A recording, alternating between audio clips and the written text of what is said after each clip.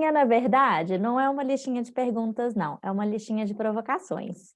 Uhum. Exatamente porque vocês falaram que esses trabalhos ainda estão acontecendo, então eu acho que é muito legal a gente discutir algumas coisas. Eh, Claro.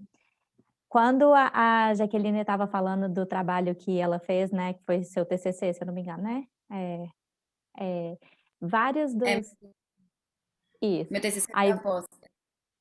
legal. Aí vários dos, comentários, né, que os bailarinos foram dando, me fizeram no meu melhor do meu mineirês falar: "Uai, uai, uai", várias vezes. Por quê? Porque as respostas qualitativas que eles estavam dizendo, muitas vezes não estavam corroborando outros estudos que a gente tem, principalmente na área da preparação física. Talvez Uhum. não tanto na área da fisioterapia, não sei se vocês, chegaram a tentar olhar esses outros artigos. Mas, por exemplo, quando um bailarino falou que o limite é a hora que não dá mais, e ao mesmo tempo os estudos mostram que os bailarinos não dão conta de chegar no limite deles, porque eles não sabem o que é o máximo, porque o bailarino não faz exercício até o máximo, ele faz exercício, ele não salta o mais alto que ele dá conta, ele não dança pelo maior tempo que ele dá conta, ele salta no ritmo da música, ele dança pelo tempo da coreografia, então a gente não tem uma ideia dentro na dança do que é o máximo. Uhum. Aí, não estou falando que as respostas estão certas e erradas não, tá gente? Muito pelo contrário, eu acho que isso faz a gente refletir, né. E depois chega a minha pergunta toda, chega em uma só. E aí teve um outro comentário que foi: "Ah, que os bailarinos sabem porque, o que eles" espera "que os bailarinos sabem que eles precisam respeitar o corpo para ter resultado, que eles precisam comer bem, que eles precisam dormir bem, que eles precisam fazer preparação, e tudo mais". Vamos guardar isso então aqui também.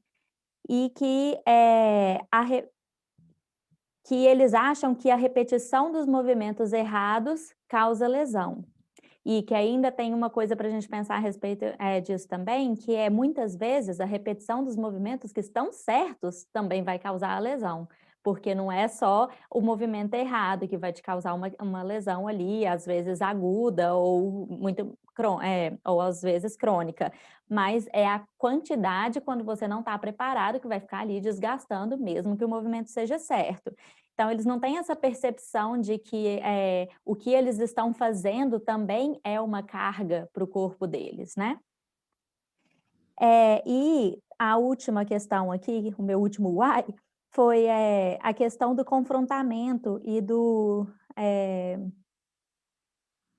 Esqueci a outra palavra, eu anotei aqui com letra de médico, não sei entender meio o que eu escrevi.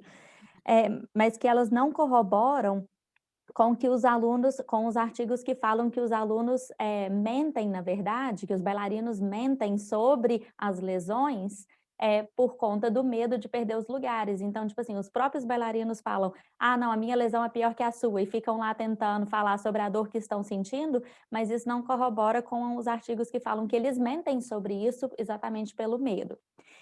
Pegando isso tudo e colocando num pacotinho, a minha única pergunta é: por quê? Por que que esse povo faz isso?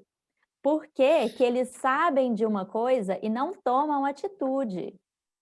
Entendeu? Isso me tira do sério, porque eles têm conhecimento, aí a gente fica: a gente tem que ficar aqui, falando sobre a importância disso, a importância daquilo, disseminando para os bailarinos entenderem". E muitas vezes você fala assim: "Os bichinhos sabem, a questão é por que que eles não fazem a coisa certa", entendeu? Então é só uma reflexão.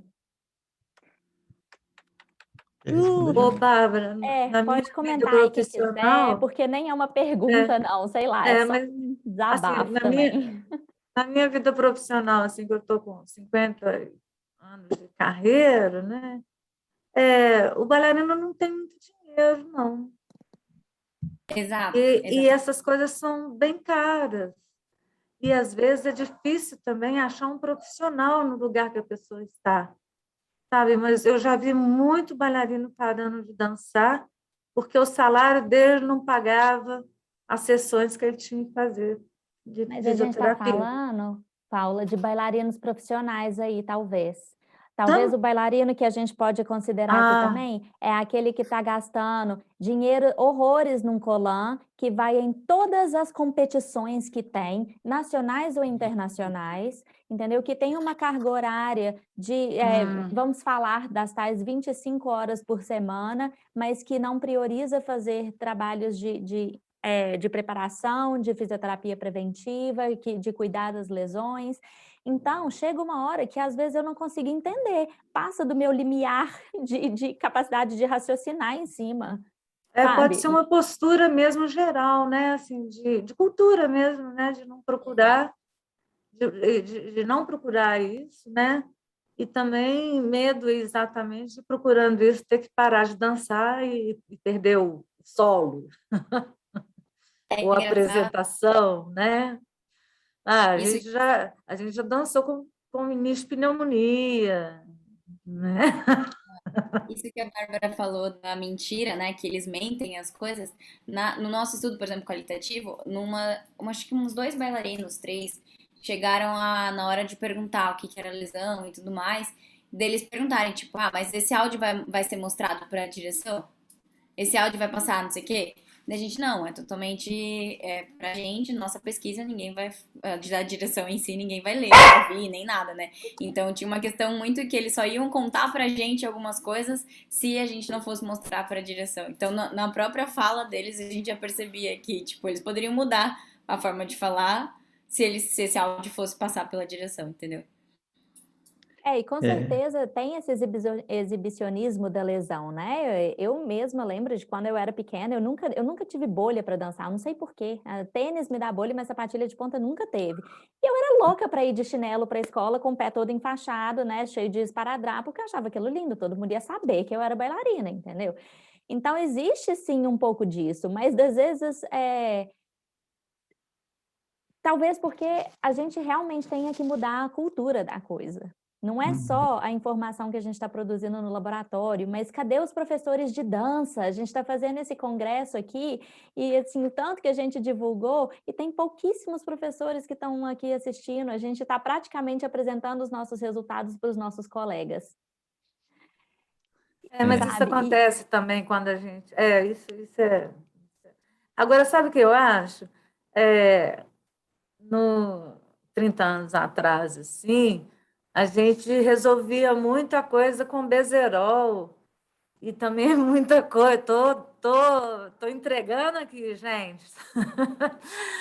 E era Bezerol e a outra coisa, Calminex veterinário. E a gente, antes de apresentar, a gente tinha... E aí, gente? Tá tudo bezê? Bezê porque estava todo mundo dopado de tanta coisa. E as frases assim, pernas que doem, braços que doem, costas que doem. E a gente ia do mesmo jeito e apresentava. Acabava a apresentação um caco, né? Deixa eu aproveitar que tem a psicóloga aqui, ela vai complementar a minha fala. A gente sabe muito bem hoje que informação não é mudança de comportamento, né? Então, hoje que todo mundo sabe que fumar faz mal, né? Então, por exemplo, sabe de todas as problemáticas, afins, e muita gente continua fumando, né? Então, hoje, principalmente por causa da questão da informação de educação em dor, a gente cada vez mais entende que a mudança de comportamento, ou ela é por estratégias literais comportamentais, né, ou cognitivo-comportamentais, e aí é uma falha da gente, no geral, das outras profissões, de entender minimamente sobre comportamento, né, independente da linha da psicologia em si. Mas mudança de comportamento e sustentação de comportamento são duas complexidades que a gente não foi tão preparado para. Então, a Aninha sabe muito bem, ela fez esse qualitativo, que a primeira coisa é, a gente fez 4 horas de interação, todo mundo participou, respondeu, foi super legal, e aí ela fez o qualitativo do entendimento do que a gente fez. Então, a gente informou muita coisa que ele sabe a informação adequada naquele momento, mas isso não necessariamente muda a forma que ele vai lidar com. Então, por exemplo, o Luren, que é o coreógrafo do teaser, até hoje eu atendo ele. Então, hoje, pelo meu mínimo conhecimento de estratégias comportamentais, eu trabalho com ele muito mais questões comportamentais do que as físicas propriamente dita, porque ele já faz bastante coisas físicas, né? Então, a grande questão da tua fala é, a gente já sabe claramente que informar não muda como a gente se comporta, e aí a gente tem, hoje na fisioterapia, a gente tem apostado em algumas coisas como nudge intervention, que seriam intervenções direcionadoras, que chama, né? Como se você fizesse um atalho, onde facilitaria algumas coisas. Então, a grande questão é você saber mexer no comportamento independente do entendimento dele. E o entendimento é um dos processos, né? Então, a maior resposta que eu teria para isso é porque a gente já entende, por isso que a proposta do estudo de implementação tem a ver com esses entendimentos para entender por onde que eu intervenho. Então, o estudo da Jaque é importante porque eu vou entender como ele entende. E aí depois eu elaboro uma estratégia específica para as crenças pessoais deles, né?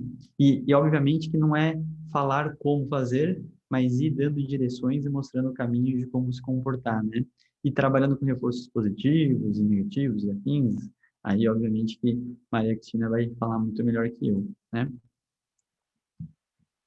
Se eu falei alguma A, besteira também pode me corrigir. Sim, então. a Alice, pode falar. Ai, perdão. Realmente, informação não vai mudar necessariamente. Para muitas pessoas vai, né? Mas para outras, muito provavelmente não. E para muitas outras, provavelmente não. Só para se ter ideia, numa terapia com qualquer pessoa, o primeiro passo é uma psicoeducação. Isso é só nada, assim, no processo terapêutico, né? De uma mudança mental, comportamental e tudo mais. E eu considero que uma das coisas que mais precisam mudar realmente é o contexto, porque muitas vezes se muda a mente daquela pessoa, mas o contexto continua igual. E às vezes nem é tão evidente assim. Por exemplo, se alguém está ali quietinho, está lesionado, está num canto da sala só assistindo, possivelmente o professor não vai virar, você está mole. Não vai. Mas um outro colega, ai, você tá aí tão tranquilo, eu tô aqui, olha, suando muito. E tem essa ideia de força e fraqueza, né? Muito forte. Então, não poder demonstrar fraqueza, muitas vezes isso é de uma forma muito imagética, assim, né? Com o bailarino lesionado, né? É fraco. Então, isso é uma das coisas que estão ali. Outro fator é, em qual momento acontece a lesão? É na adolescência? Bom, eu não tenho tempo para ficar me lesionando para, enfim, entrar numa companhia, participar de audições. Meu pai e minha mãe estão em cima de mim para eu ir para uma faculdade. Então, tem vários fatores aí no meio, né? Mas a pessoa ela tem que estar super motivada para se engajar em qualquer estratégia que se propõe. E também a cultura tem que estar muito favorável para isso, né? Então, eu gosto muito, imagino que vocês também gostem, de trabalhar com instituições por causa disso, né? Não é uma mudança só individual, né? Você muda, ou pelo menos procura mudar o contexto. Então, uma pequena, talvez, contribuição aí. Sabe o que eu fico pensando, Nadia? É que, às vezes, essa questão da informação do comportamento, onde a gente tem que atingir, talvez sejam realmente os donos de escola e os professores, porque eles mesmos propagam uma coisa que fala assim, fulano está machucado, mas é problema de cabeça. Ela não está cabeça, entendeu? Então, se sempre passa a culpa por uma outra coisa, e esse aluno, esse bailarino, ele vai ficando ouvindo aquilo que ele tem um problema de cabeça, né?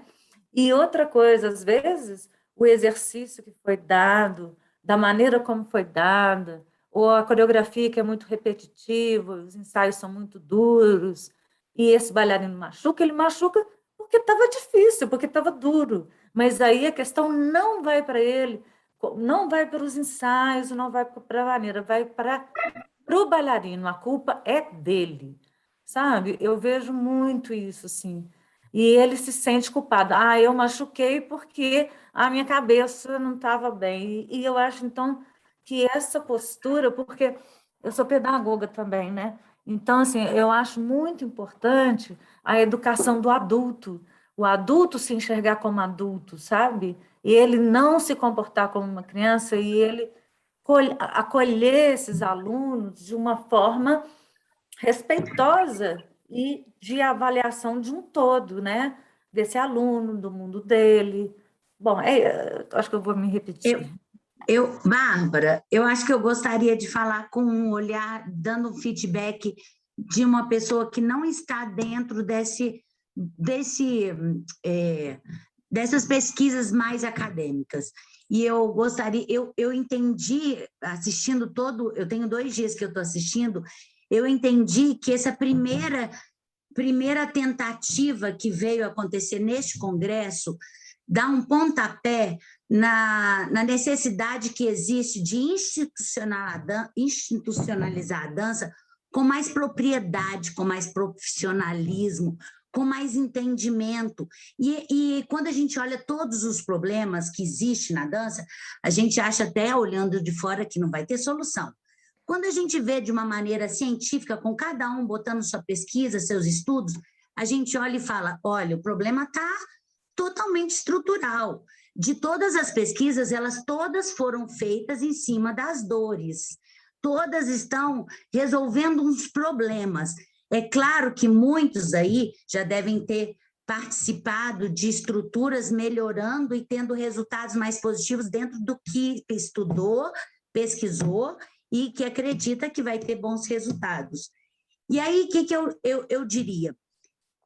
Todos vocês vão ter que dar uma estrutura, eu lamento mesmo que não tenham professores aqui, mas aí eu acho que precisava desse encontro de vocês, mostrando, discutindo, se fortalecendo enquanto estudiosos que vão tomar uma força e montar essa estrutura futura, sabe? E acredito que vai ter que começar desde da escola, que começa com a criança de 2 anos, cada dia mais cedo, e mais que está tentando se melhorar, mas ainda é entretenimento, e todas essas pesquisas e todas as tentativas e o pontapé que vocês estão dando vai estruturar um futuro, muito futuro ainda, que eu acredito. Mas que eu acredito que no futuro a dança vai conseguir entrar num patamar de saúde. A pessoa vai dançar entendendo desde criança que as limitações físicas dela não impedem elas de dançarem, impedem elas de ser um profissional daquele estilo. Mas ela dança, porque dança é saúde, dança é sentimento, são emoções em gestos cuidadas de um corpo que vai lá, uma pessoa vai praticar dança para se curar de uma dor que talvez já nasceu ali com aquilo, e que a dança vai poder, com todo esse conhecimento de pesquisa que vocês estão encaminhando, vai dar condições para a pessoa lidar com suas limitações, e com condicionamento, com alinhamentos posturais, com toda a psicologia, com as habilidades emocionais. Quantas habilidades emocionais que vieram ter problemas porque não estão bem orientadas, não estavam baseadas em pesquisas tão lindas quanto as que vocês estão fazendo. Bom, eu fico emocionada porque eu acredito em coisas maravilhosas que possam vir com esse trabalho todo. Muito obrigada. Eu acho que você resumiu com certeza os nossos objetivos, e eu acho que você fechou com um olhar de fora, entre aspas, mas que realmente é o motivo que a gente está aqui, né? Então, muito obrigada pelas suas palavras. Eu vou provocar mais uma coisinha. Olha, no futuro congresso, mantenham os grupos de vocês se fortalecendo. Quando virar congresso, vá para o congresso com toda... Se vocês vão dar assistência à dança, vai discutindo começa de cima, a companhia que não existe para ninguém chegar, mas a que existem ainda exigem... não existe um alinhamento de uma inteligência no formato de uma companhia, e aí tem a estrutura administrativa e coloca a estrutura de marketing para fazer isso, porque lá no comportamento que vocês discutiram aí, as pessoas fumam sabendo que fazem mal, mas muito menos pessoas fumam graças ao marketing. Então, é muita coisa que tem que unir a todo esse maravilhoso trabalho. Com certeza.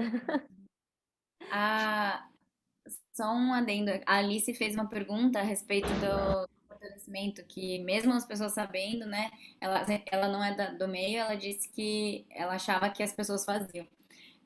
O que eu vejo hoje muito, essa semana, por exemplo, especificamente, duas mães que já dançaram e pararam de dançar por terem se lesionado, e que as filhas hoje fazem aula de balé, duas são minhas alunas, por acaso. As mães procuram a gente para elas fazerem fortalecimento para não se machucarem, porque elas sabem que elas pararam de dançar porque se machucaram. Então, tipo, hoje eu vejo que, por exemplo, as mães estão tomando consciência de que as filhas dela estão entrando num patamar de profissionalismo e que se elas não cuidarem daquilo, vai acontecer a mesma coisa que aconteceu com ela. E aí eu tô achando muito legal porque eu não falei nada, por exemplo, uma delas é minha aluna e eu nunca falei, tipo, olha, você precisa fazer um fortalecimento e tal. Eu falo em sala de aula geral, mas nunca direcionei, né, pra ela. E aí foi muito interessante da mãe vir me procurar. E a mãe falou comigo, ela falou assim, eu sei que você é físio, você poderia não sei o que com a minha filha? Aí ela falou, eu parei de dançar porque eu me machuquei e eu não quero que isso aconteça com ela. Então tá vindo o contrário, né? E isso é muito interessante. De uma forma que foi ruim, mas é interessante o que tá acontecendo. Com certeza o campo está abrindo muito, quando na verdade eu comecei a trabalhar com preparação física de bailarinos lá em 2008, eu me senti uma pessoa muito sozinha, eu acho que vocês podem imaginar. E eu acho que assim, para eu poder, por exemplo, estar aqui hoje, com essa conferência e tudo mais, eu senti a necessidade de fazer uma especialização, um mestrado, um doutorado, para que eu conseguisse um determinado nível, para que os meus professores de dança pudessem falar assim, ok, eu vou ouvi-la, porque ela chegou nesse determinado nível, porque antes, quando eu já estava trabalhando nessa área, que eu falava para o meu professor assim, olha, mas talvez a gente não devesse fazer grand plié de quarta. Ele falava assim: "Cala a boca, minha filha, eu que te ensinei a dançar, como assim você está me falando qualquer coisa aqui", entendeu? Então, demorou muitos e muitos anos até que eu me sentisse também confortável de falar assim: "Eu sei alguma coisa, talvez alguém possa me pensar em ouvir o que eu tenho para dizer", entendeu? Então, assim, e hoje, olha quantas pessoas estão aqui.